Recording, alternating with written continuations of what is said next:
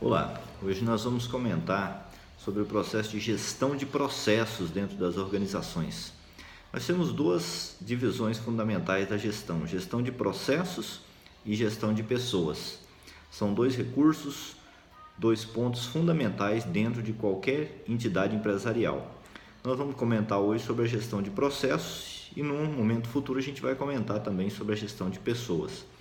Então, a gestão de processos é uma fase extremamente importante da empresa para que ela possa melhorar, para que ela possa crescer, para que ela possa se tornar mais sustentável. Essa questão da gestão de processos tem algumas fases que são extremamente necessárias de serem feitas para a empresa que quer construir um processo eficaz, um processo efetivo de tornar a sua organização melhor, mais enxuta, com resultados melhores e sempre em evolução.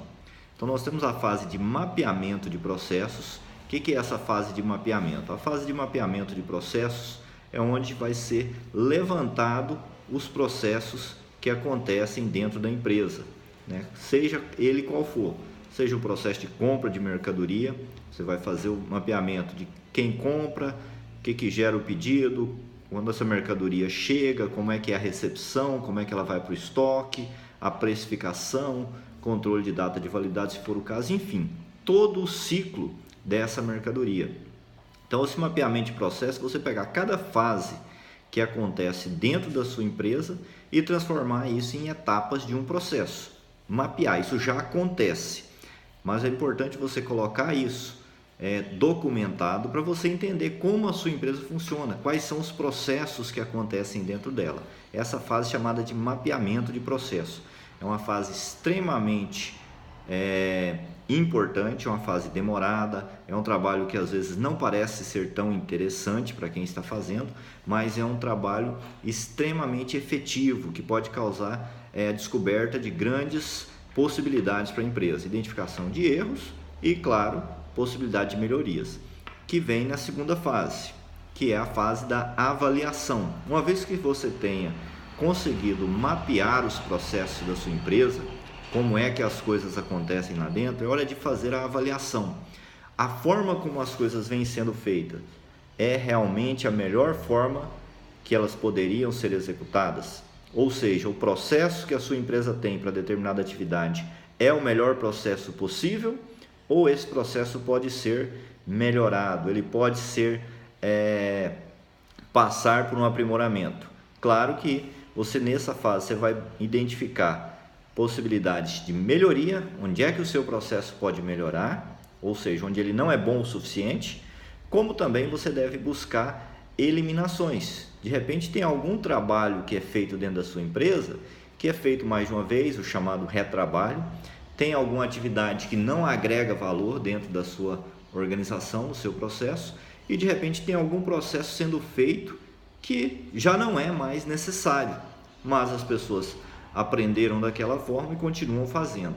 E se a empresa não faz essa avaliação do seu processo, isso vai continuar sendo feito indefinidamente. Então é importante fazer essa avaliação, buscando formas de melhorar o processo, onde é que dá para fazer melhoria, onde é que dá para implementar mudanças que deem ganho de efetividade, eliminar partes que não geram valor, que não agregam valor, às vezes que só consomem tempo e recursos, porque isso vai transformar a sua organização. Uma outra parte é a criação e padronização. Criação por quê? Você, durante o processo de mapeamento, você vai identificar setores da sua empresa, muito provavelmente você vai identificar setores onde o processo não está padronizado, onde não existe um processo. Então é importante a empresa criar esse processo, criar essa rotina, por quê? A fim de obter um conceito muito importante para o universo empresarial, chamado de padronização. A padronização é o que garante que a sua empresa tenha os resultados esperados quando o processo for executado adequadamente, certo?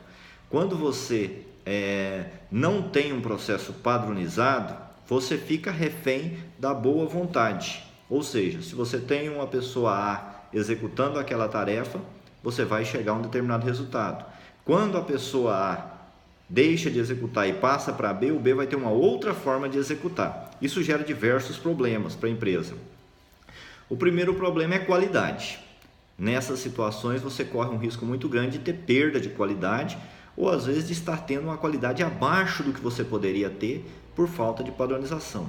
Outro problema é que você fica refém da pessoa que executa o processo, né? Quando a pessoa vai sair de férias, quando a pessoa às vezes precisa se ausentar do trabalho, não tem ninguém que faz o que a pessoa sabe fazer. A sua organização fica refém de alguém.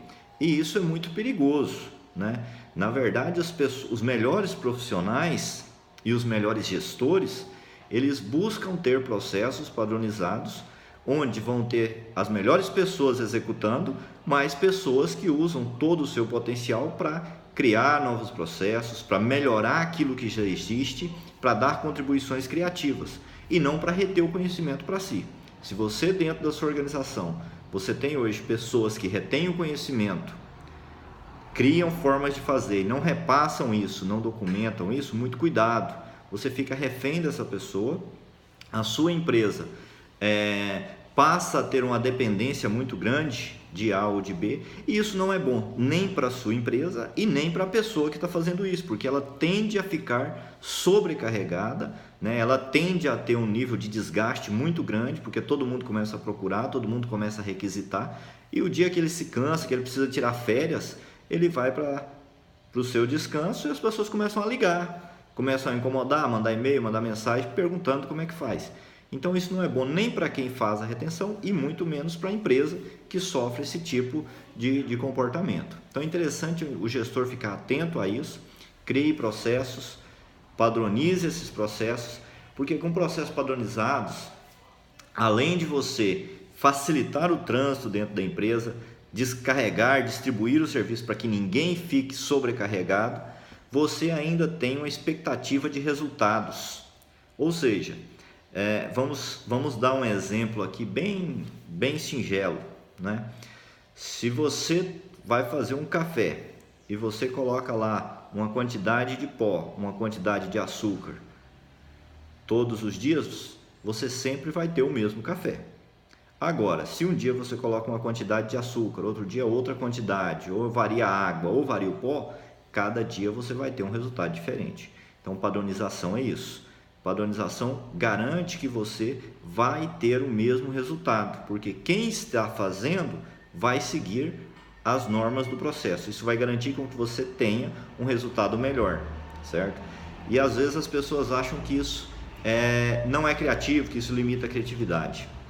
Isso não é verdade. A criatividade deve ser aplicada na melhoria do processo, na criação e eliminação de processos, certo? Na forma como fazer, buscar melhoria, trazer outras soluções, outras oportunidades, outras situações que gerem resultados positivos para a empresa.